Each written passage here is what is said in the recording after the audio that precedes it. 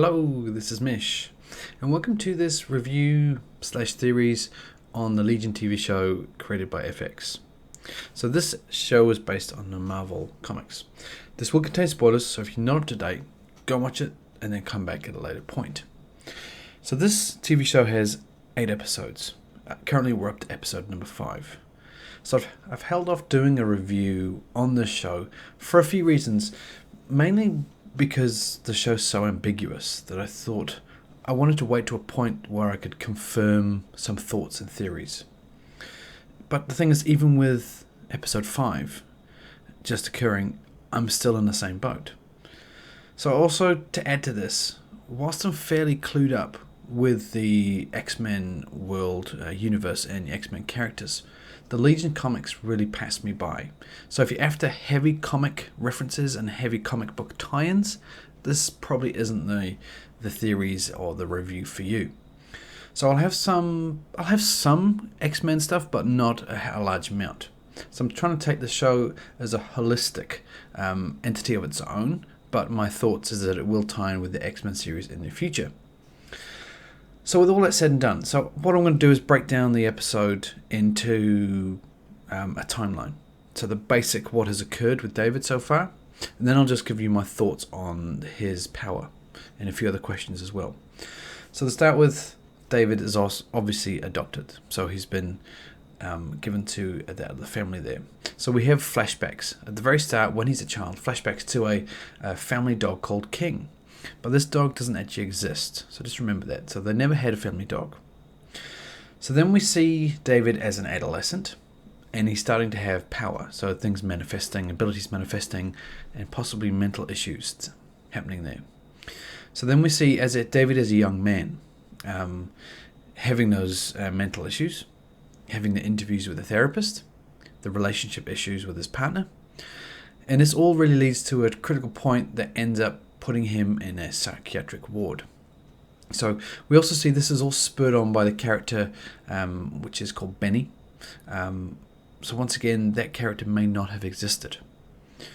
Then let's move on to the psychiatric ward itself. So we see that David starts to build a relationship with a new character called Sid. And also he is still accompanied by a friend, but this time it's a girl named Lenny. So we see when David leaves the ward, obviously that's a cataclysmic event when he swaps bodies with Sid.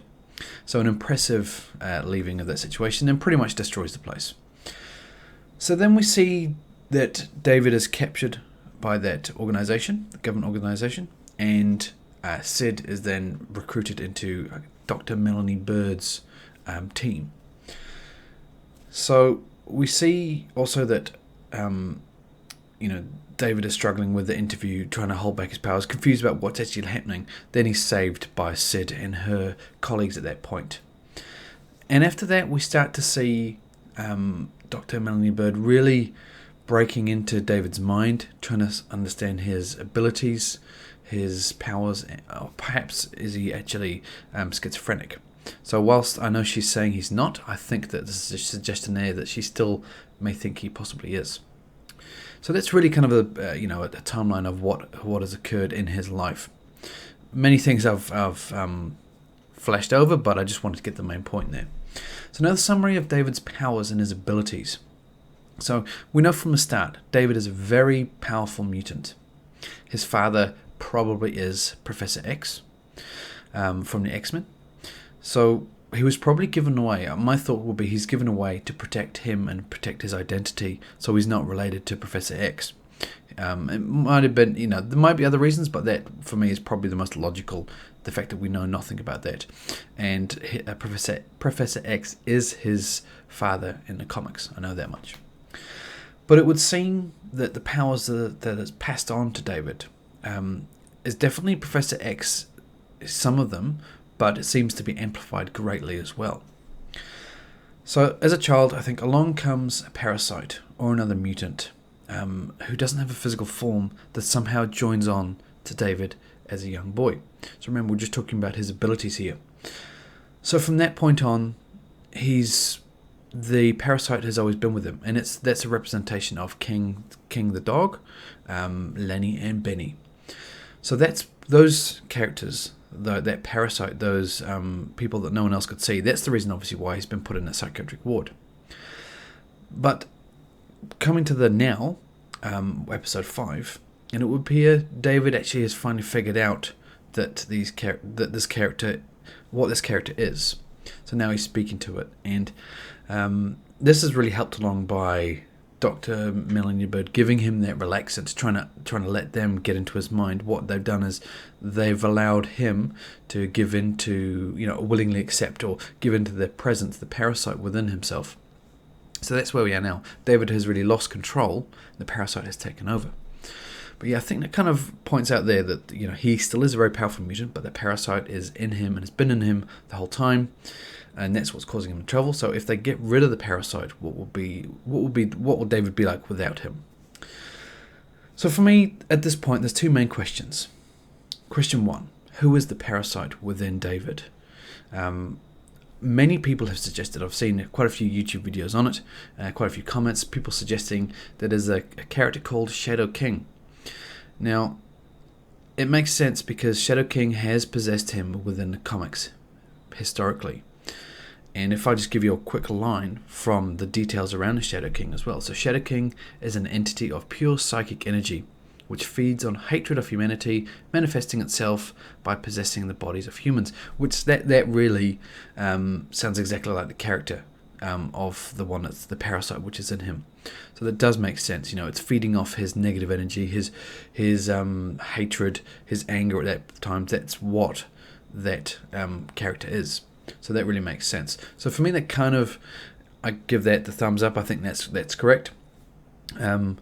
But it will be interesting to see if it's not. If maybe it is. Maybe David actually is schizophrenic, and it will be interesting that these characters are of his own creation. But yeah, at the moment, I think it makes sense for it to be another character, and the end of this season is really him defeating that character. So question number 2. Now this is the tricky one. This is one I've been holding off from doing these reviews about the show for. But if I left it anymore, the season would be over. But the question is this all real? Is anything real outside of the mental institution?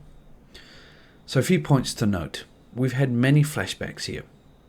So the flashbacks are really designed to indicate that the entire story is a fictional scenario made up by a schizophrenic patient.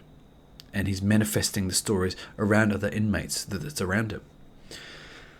So the last episode 5, I don't disregard the ending of that one.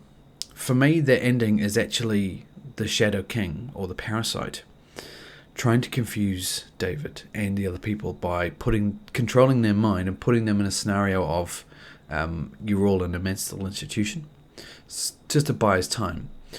But I think so. Disregard that one. But historically, in the TV show, we've had multiple occasions where, I guess one which sticks in my mind, on the very first episode, there's a few, but we see David asleep in bed. Then we see his door open. There's a shot from the camera underneath his bed, and no one walks in. Then the camera goes on top of the bed as a looking down shot, and we see that Sid is now in the room. So for me, that was a suggestion that Sid isn't actually real. So once again, that could be a suggestion there that the whole situation is not real. And then when he's broken out of the government facility at the very start, we see him being pulled out of the pool. Then he has a flashback of all those characters pulling him out and saving him, actually in their clothes from a mental institution. But the thing is, I'm unsure now if we'll ever get the confirmation of this. Whilst I really enjoy TV shows based around mind games, things like Inception. I really love that dream within a dream concept. Conversations about consciousness, Westworld, the OA. I loved all that type of stuff. But the thing is, with this show, I'll be really annoyed if it gets to the finale, the final scene, and it's just, boom, everyone's back in the psychiatric ward. That would be really annoying. And the thing is, I kind of want it to come to an end of this suggestion, is it real or not? Because it's just I guess it feels like everything will be pointless if it's not real. But the thing is, I'm really enjoying the show. That's the other side. I really think the characters are amazing. They're really good. The effects are really good as well. the script writing, everything's really cool. I really like it. But yeah, I'm just have a bit of that fear of that scenario occurring at the end, and I'll be a bit disappointed if it does. But anyway, I thought I'll leave this review here. I hope you enjoyed it. I'll go more in depth into episode 6 when it comes out, so I'll do a full breakdown of that episode. So I hope you enjoyed this. My thoughts and theories on the season so far. It's pretty cool.